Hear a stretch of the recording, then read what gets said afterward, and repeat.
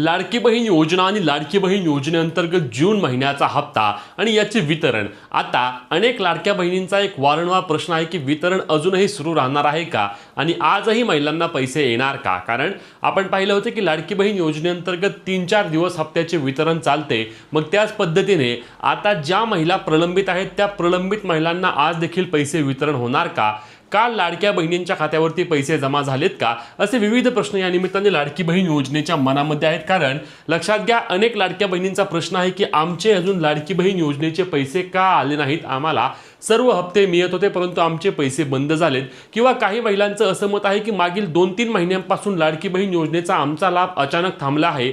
आता आम्ही काय करावे जेणेकरून आमच्या योजनेचे पैसे परत चालू होतील. कारण आम्ही सर्व अटी निकषांमध्ये पात्र आहोत. आम्ही KYC देखील केली होती. मग आम्हाला परत KYC एडिट करावी लागणार का, किंवा योजनेचे आमचे पैसे जमा होण्यासाठीची प्रक्रिया कशा पद्धतीने असणार आहे. तर चला या सर्व प्रश्नांची उत्तरे जाणून घेण्याचा प्रयत्न करूया. लाडकी बहीण योजनेसंदर्भातील तुमचे जे काही प्रश्न असतील ते सर्व प्रश्नांची उत्तरे आपण नेहमीच आपल्या चॅनल आणि पेजच्या माध्यमातून देण्याचा प्रयत्न करतो. म्हणून आपल्या पेजला फॉलो आणि चॅनलला सबस्क्राईब करायला विसरू नका, जेणेकरून पुढीलही सर्व अपडेट तुमच्यापर्यंत सर्वात आधी आणि सर्वात योग्य पद्धतीने पोहोचणार आहेत. तर लाडक्या बहिणींनो, यातील सर्वात महत्त्वाचा आणि पहिला मुद्दा म्हणजे लक्षात घ्या, जून महिन्याच्या हप्त्याचे वितरण आता बंद झालेले आहे. म्हणजेच की जे काही जून महिन्याचे पैसे येणार होते ते सर्व महिलांच्या खात्यावरती आता जमा झालेले आहेत. आणि जर तुम्हाला पैसे आले नसतील तर आता तुम्हाला लाडकी बहीण योजनेचा पुढचा हप्ता किंवा जून महिन्याचे 1500 रुपये येणार नाहीत आणि परिणामी तुम्हाला येणारे देखील हप्ते जमा होणार नाहीत. लक्षात घ्या, लाडकी बहीण योजनेअंतर्गत प्रत्येक महिन्याला अजूनही तपासणीची प्रक्रिया सुरू आहे. विविध विभाग असतील, मग ITR विभाग असेल, इन्कम टॅक्सचा विभाग म्हणजेच की आपला ITR विभाग असेल, किंवा आपला परिवहन विभाग म्हणजेच की 4 चाकी वाहनांची माहिती देणारा विभाग असेल, किंवा आपला अन्न व नागरी पुरवठा विभाग म्हणजेच की रेशनिंग कार्डची माहिती देणारा विभाग असेल, अशा विविध विभागाकडून सरकार अजूनही माहिती जाणून घेत आहे. आणि माहितीनुसार ज्या ज्या महिला सापडतील, ज्या ज्या महिलांचे नाव येईल त्या महिला त्या ठिकाणी अपात्र करण्याची प्रक्रिया त्याच पद्धतीने सुरू आहे.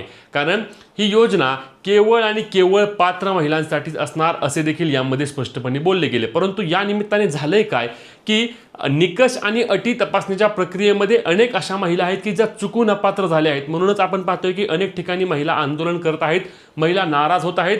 आमचे योजनेचे पैसे बंद का केले, आमचे योजनेचे पैसे बंद का केले, योजनेचे पैसे चालू करा, अशा पद्धतीने मागण्या या लाडक्या बहिणी असतील किंवा महिला करत आहेत. आणि याबाबत येणाऱ्या काळामध्ये सरकार दखल घेणार का नाही हे देखील पाहणं महत्त्वाचं ठरणार आहे. परंतु आता जून महिन्याचा हप्ता देखील अनेक महिलांचं मत आहे की आम्हाला योजनेचे पैसे आले नाहीत. कारण हा आकडाच खूप मोठा झाला आहे. अपात्र महिलांचा आकडा 92 लाखांवर गेल्यामुळे मोठ्या प्रमाणावर महिलांचं आता काय झालंय की आमचे योजनेचे पैसे बंद का झाले आहेत. आता ऑनलाईन वेबसाईट बंद आहे, ॲप्लिकेशन बंद आहे, मग आम्ही तपासणी तरी कशी करायची, आमचे योजनेचे पैसे चालू होणार का नाही हे आम्ही कोणाला विचारायचे, तर ते देखील आपण पाहूया. आता लक्षात घ्या, 1,67,00,000 महिलांना लाडकी बहीण योजनेचे पैसे बंद झालेत. याबाबत आपल्या महिला व बालविकास मंत्र्यांनी स्वतः माहिती दिली आहे. समजून घ्या, 1,67,00,000 आणि लाडकी बहीण योजनेच्या सुरुवातीच्या काळामध्ये हा आकडा होता 2,63,00,000. म्हणजे फरक किती आहे लक्षात घ्या. जवळपास या सर्व महिला अशा आहेत की ज्यांचे योजनेचे पैसे बंद झाले आहेत. आता मान्य आहे की यामध्ये अशा महिला आहेत की ज्यांनी KYC केली नाही, अशा देखील महिला आहेत की ज्यांनी चुकीच्या पद्धतीने लाभ घेतला होता, अशा देखील महिला आहेत की ज्या लाडकी बहीण योजनेच्या अटी व निकषांमध्ये पात्र ठरत नाहीत. परंतु यामध्ये काही अशा देखील महिला आहेत की ज्या अटी निकषांमध्ये पात्र ठरत आहेत, KYC देखील केली होती आणि तरी देखील त्यांचे योजनेचे पैसे बंद झाले आहेत. मग ही पारदर्शकता आणण्यासाठी सरकारने पुन्हा एकदा KYC पोर्टल सुरू करावे किंवा KYC दुरुस्ती प्रक्रिया सुरू करावी.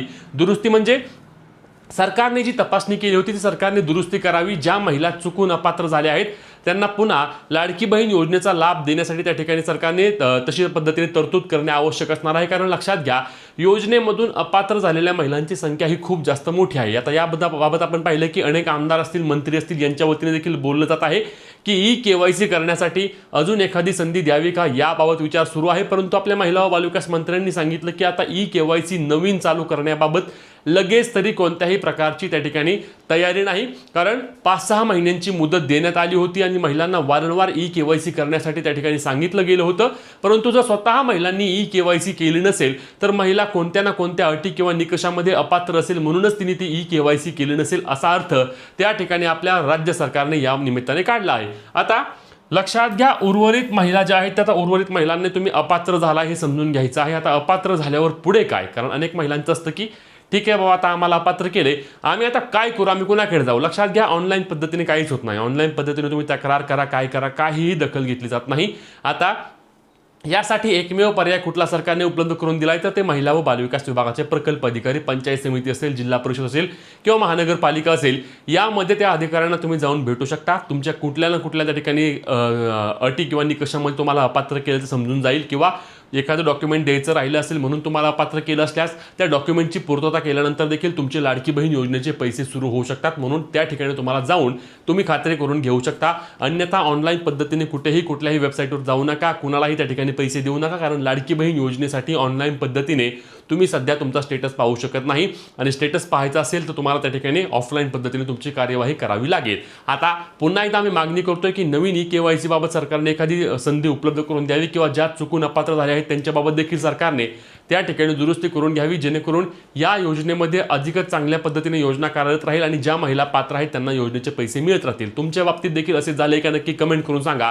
तुमचे लाडके बहीण योजनेचे जून महिन्याचे 1500 रुपये जमा झालेत का? कमेंटच्या माध्यमातून सांगून व्हिडिओ जास्तीत जास्त शेअर करून पुढील सर्व अपडेटसाठी आपल्या पेजला फॉलो, चॅनलला सबस्क्राईब करायला विसरू नका. भेटूया पुढच्या व्हिडिओत. तोपर्यंत जय महाराष्ट्र.